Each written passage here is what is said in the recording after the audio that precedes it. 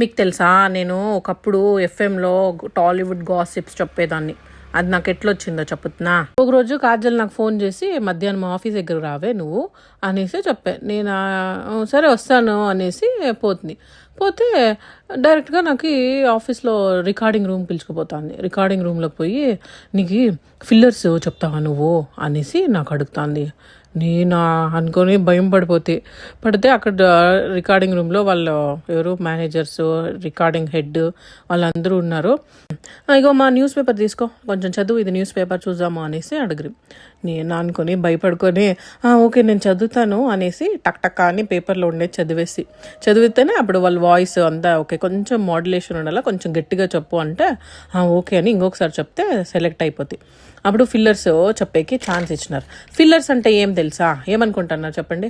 Fillers అంటే పెద్ద programme ఏం కాదు. ఫిల్లర్స్ అంటే 1 or 2 minutes మనకి పాట అయిపోయిన ఇంకా యాడ్ వస్తుంది. ఆ యాడ్కి పాటకి మధ్యలో అప్పుడప్పుడు ఫిల్లర్స్ అనేసి వచ్చేది. అది ఏం గురించి అంటే టాలీవుడ్ అప్డేట్స్.